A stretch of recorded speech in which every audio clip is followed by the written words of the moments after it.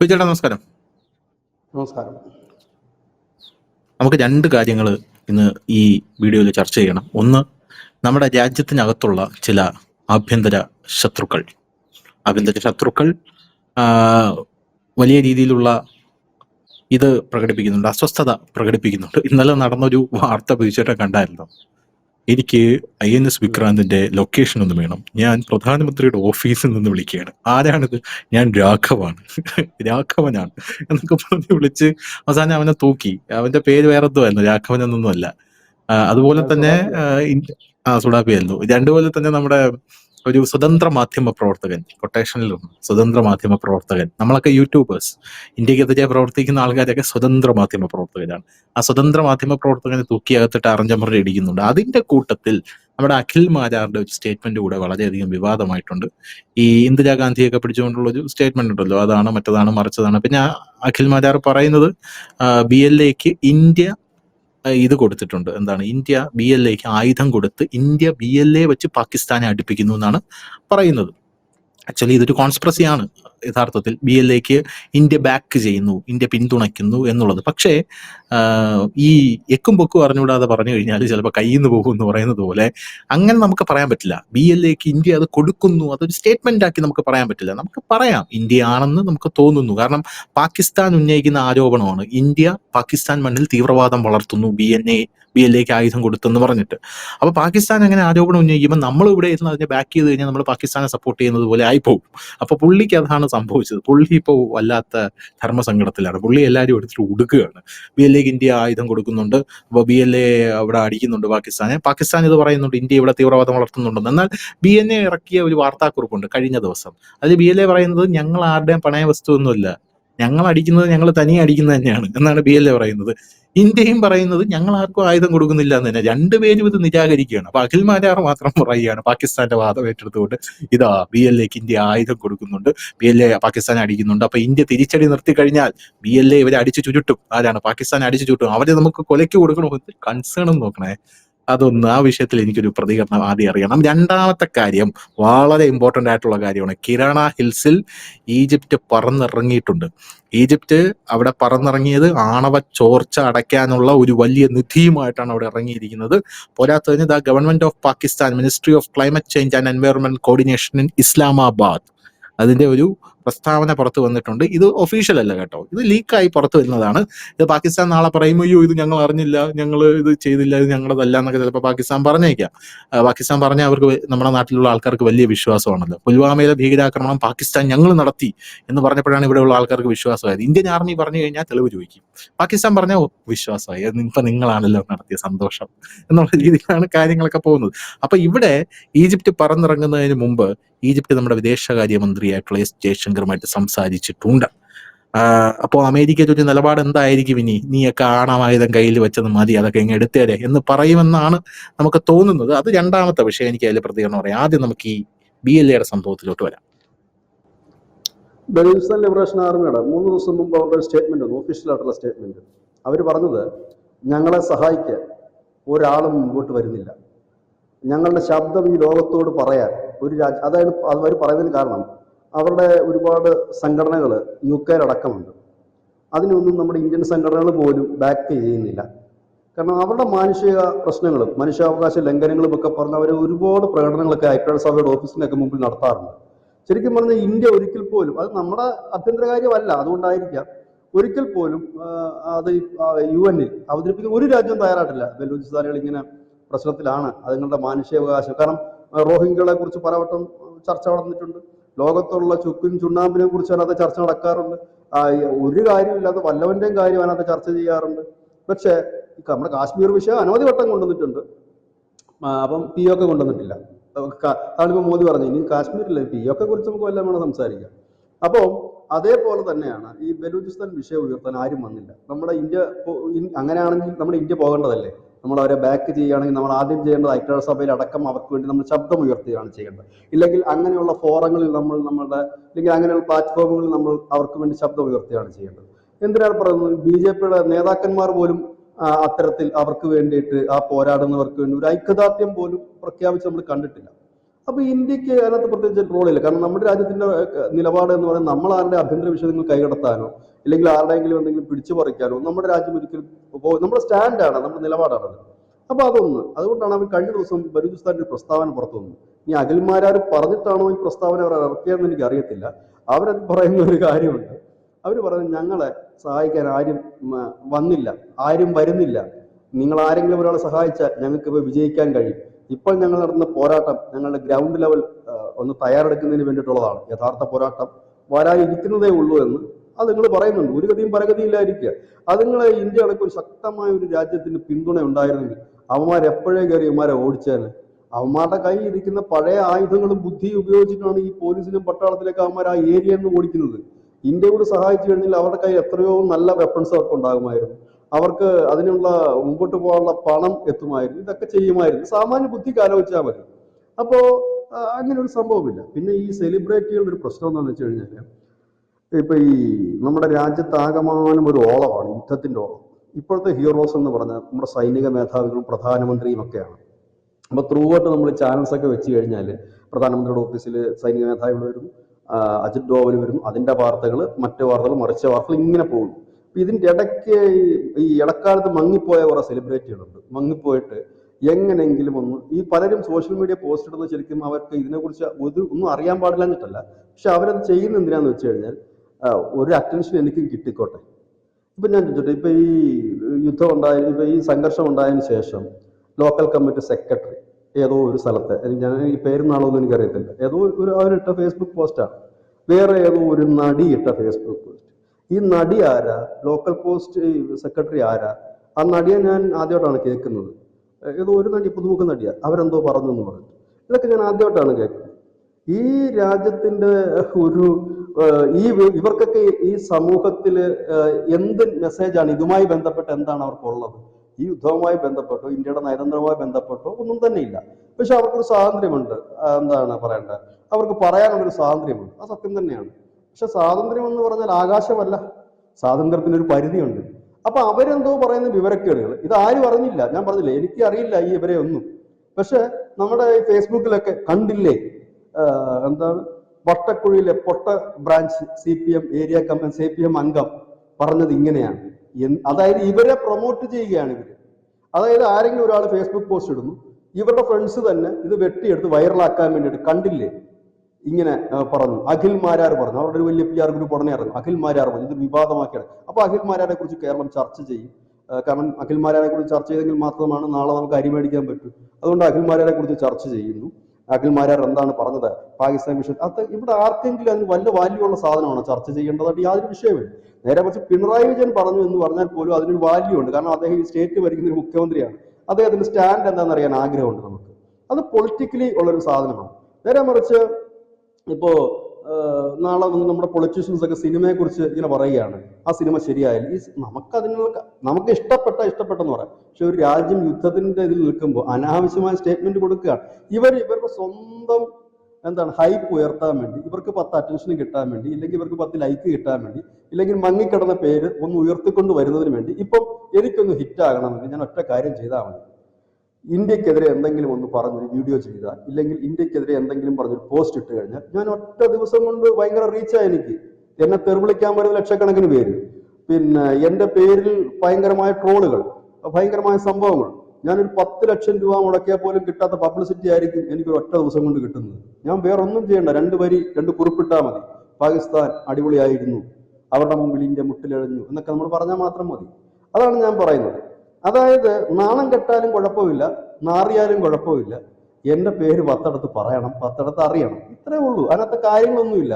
ഈ അഖിൽമാരാര് എന്തെങ്കിലും തരത്തിലുള്ള ഇന്ത്യയുടെ സാമ്പത്തിക വശങ്ങളെ കുറിച്ച് അദ്ദേഹം ഏതെങ്കിലും ഡിസ്കഷനിൽ പങ്കെടുക്കുന്നതോ ചർച്ച ചെയ്യുന്നതോ അനുഷ്ഠ കേട്ടിട്ടുണ്ടോ? ഇല്ല. ഇന്ത്യയുടെ യുദ്ധകാര്യ വിദഗ്ധന്മാരുടെ ഒരു വിശകലനം അദ്ദേഹം നടത്തിയത് നമ്മൾ കണ്ടിട്ടുണ്ടോ? ഇല്ല.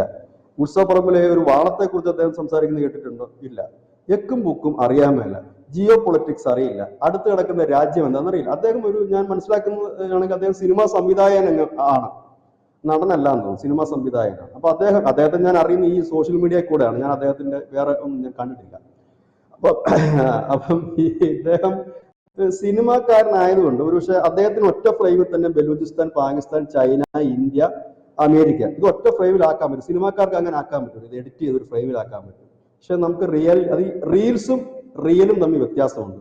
നമ്മുടെ കുട്ടികളും നമ്മുടെ ഒരു യുവാക്കളിൽ ഒരു വലിയ വിഭാഗം റീൽസ് കാണുന്നവരും ഗെയിം കളിക്കുന്നവരും അവരുടെ ധാരണ എന്ന് വെച്ച് കഴിഞ്ഞാൽ ഈ ഗെയിമിൽ കാണുന്ന യുദ്ധമാണ് റിയൽ നടക്കുന്നതെന്ന്. ഈ ഗെയിമിൽ എന്ന് പറഞ്ഞാൽ നമ്മൾ ഈ മൊബൈലിൽ ഒന്ന് പ്രസ് ചെയ്താൽ ഇവിടുന്ന് മിസൈൽ പോകും, ഇവിടെ നിന്ന് പ്രസ് ചെയ്താൽ ടാങ്കുകൾ നീങ്ങി തുടങ്ങും. ഇതുപോലെ അല്ലല്ലോ റിയൽ യുദ്ധം നടക്കുന്നത്. അപ്പൊ റീൽസും വെടിയുണ്ടായാലും നമ്മൾ തിരിച്ചെഴുന്നേറ്റ് വരും. അതെ, അടി കൊണ്ടാലും വേറൊരു തീയിൽ പിടിച്ച് പ്രസ് ചെയ്താൽ നമ്മൾ ചാടി എഴുന്നേക്കും. ഇതൊന്നും യുദ്ധത്തിലില്ല, റിയാലിറ്റിയാണത്. ആ റിയാലിറ്റിയാണ്, അതാണ് ഞാൻ പറഞ്ഞത്. ഇത് എവിടൊക്കെ കിടക്കും ഈ സ്ഥലങ്ങൾ.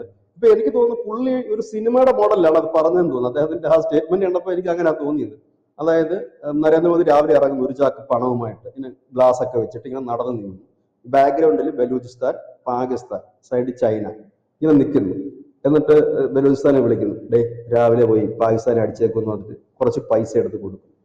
എന്നിട്ട് ഇപ്പുറത്തിരിക്കുന്ന ഇന്ത്യൻ ഭരണക്കാരോട് പറഞ്ഞു ചുമ്മാതിരിക്കാതെ 2 മിസൈൽ പാകിസ്ഥാനിലേക്ക് വിട്ടെ. എന്നിട്ട് പുള്ളി ഇങ്ങനെ നടന്നു പോകുന്നു. അതാണ് നമ്മുടെ ഒരു സിനിമാ സങ്കല്പം.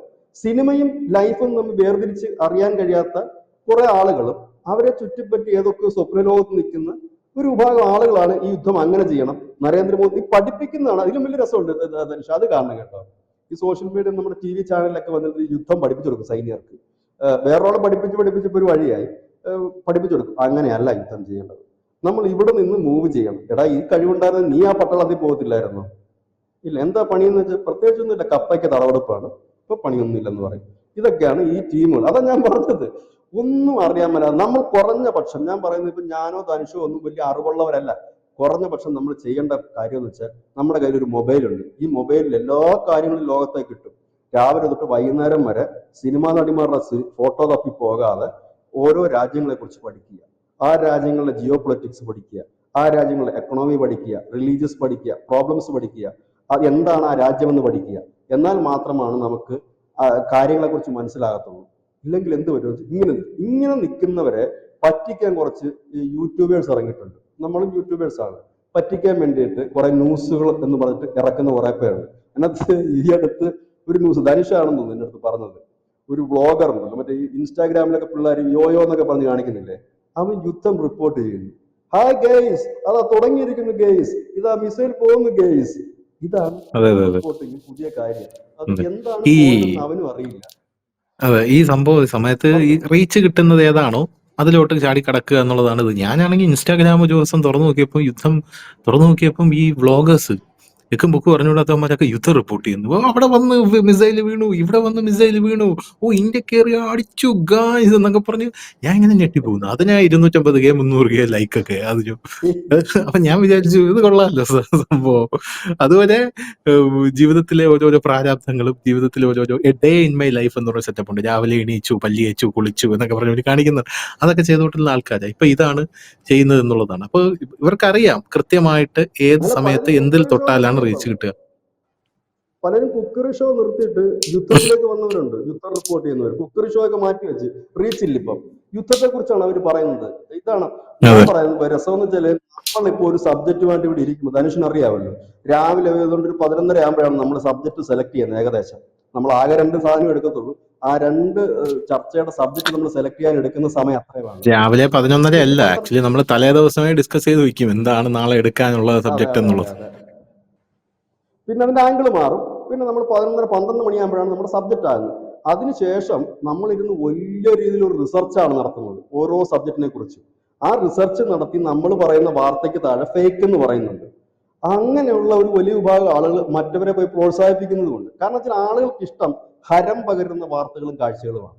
ഇപ്പൊ ഇന്ത്യ കൊണ്ട് അണുബോംബ് വിട്ടെന്ന് പറഞ്ഞാൽ നമ്മുടെ ആളുകൾ തൃപ്തരല്ല. അവർക്ക് വല്ല ഹൈഡ്രജൻ ബോംബോ ഇല്ലെങ്കിൽ അതിനപ്പുറത്തേക്ക് എന്തെങ്കിലും ചെയ്യണം. ഈ അർണോൾഡൊക്കെ ചെയ്യുന്നതൊക്കെ 2 കയ്യിൽ ഒരു ഗണ്ണ് പിടിച്ചുകൊണ്ട് വരിക, അതിൽ കൂടെ ലേസർ പോകണം, എന്നിട്ട് ഈ ഷഹബാസ് ഷെരീഫൊക്കെ ഇങ്ങനെ കരിഞ്ഞ് താഴെ പോകണം. അതൊക്കെയാണ് നമ്മുടെ ഒരു ആംഗിൾ എന്ന്. അല്ല, അതേ രീതിയിലാണ് പറയുന്നത്. ഇത് ശരിയായില്ല, അവന്മാരെ അടിച്ച് നിരപ്പാക്കി അതിന് മുകളിൽ കൂടെ റോളർ കയറ്റി മർമ്മത്താണ്. ഇന്നിപ്പോ മോദി, ഞാൻ ഈ ചർച്ചയ്ക്ക് ഇരിക്കുന്നതിന്റെ കുറച്ചു മുമ്പ് നരേന്ദ്രമോദി അദ്ദേഹം പറഞ്ഞൊരു കാര്യം, ഈ ആയുഷ്കാലത്തിന് പാകിസ്ഥാൻ പൊങ്ങില്ല, അമ്മാതിരി അടിയാ കൊടുത്തെന്ന് പറഞ്ഞാൽ നമ്മൾ പറഞ്ഞ കിരാണ ഹിൽസിന്റെ കഥ തന്നെയാണ് അദ്ദേഹം ഇന്നലെ ഇന്നുമായിട്ട് പറയുന്നത്. അത് ഉൾക്കൊള്ളാൻ കഴിയില്ല. ഇനി അദ്ദേഹം തെളിച്ച് പറയണം. അങ്ങനെയൊരിക്കലും അദ്ദേഹം പറയത്തുമില്ല. ഇത് അറിയും അധികം വൈകാതെ. ഡൊണാൾഡ് ട്രംപ് ഒക്കെ ഉള്ള സ്ഥിതിക്ക് എപ്പോ ഇത് അദ്ദേഹത്തിന്റെ വായിന്ന് പോയെന്ന് ചോദിച്ചാൽ മതി. ഇനി നമ്മൾ കാര്യത്തിലേക്ക് വരാം.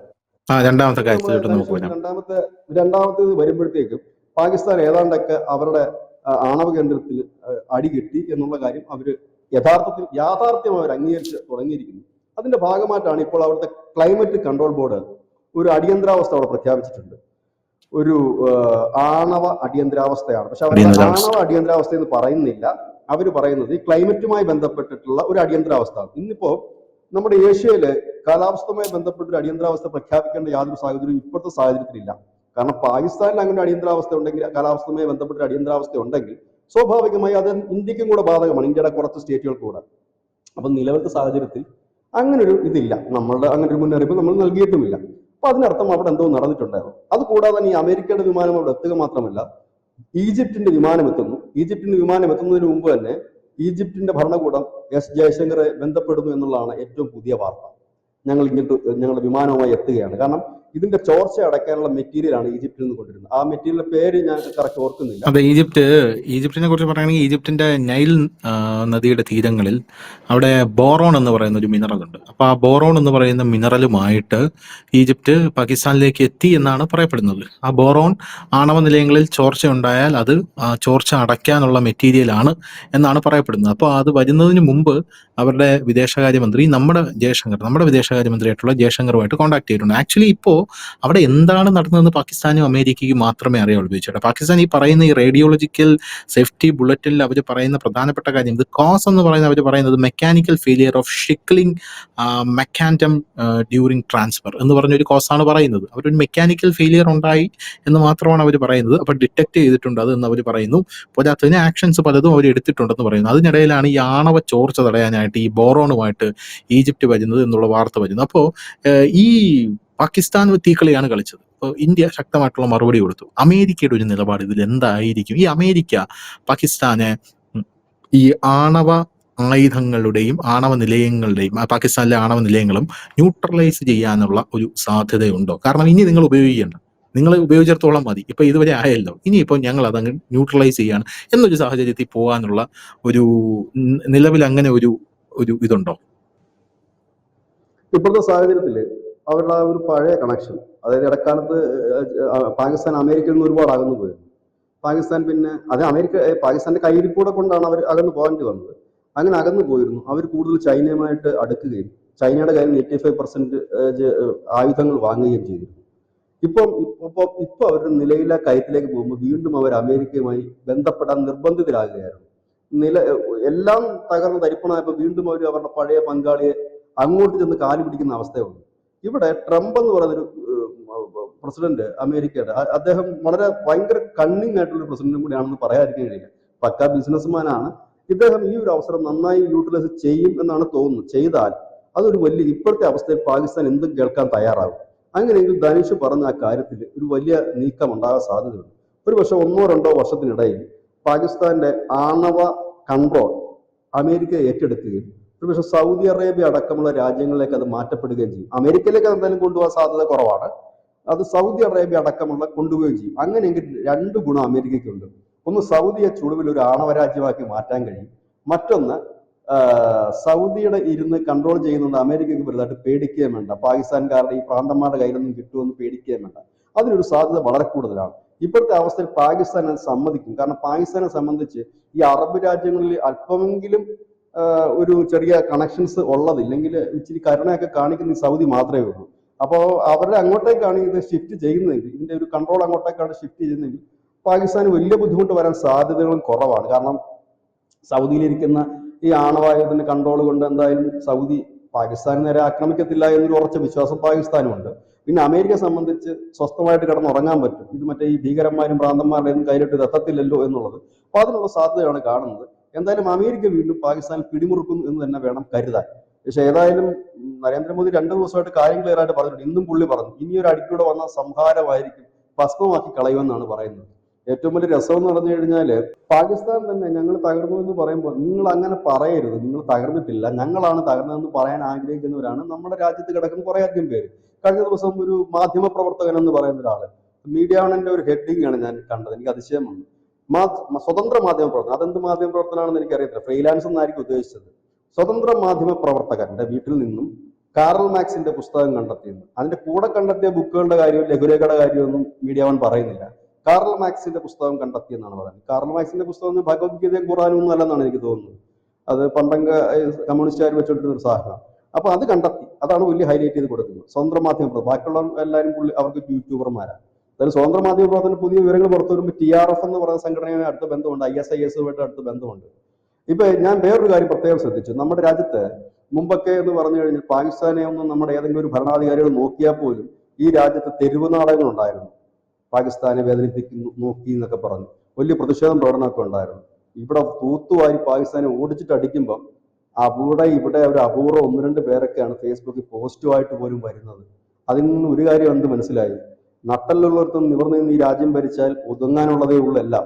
പാകിസ്ഥാനെ ഒതുക്കാൻ കഴിയുമെങ്കിൽ ഇതുപോലുള്ള മണ്ണരെയും വട്ടാനും ചൊറിയനെയൊക്കെ തീർക്കാൻ അധികം സമയമൊന്നും വേണ്ട. കാരണം എന്തുകൊണ്ട് അവർ തെരുവുനാട നടത്തുന്നില്ല? മുമ്പ് ഇടതുപക്ഷമായിരുന്നു തെരുവുനാട നടത്തുന്നത്.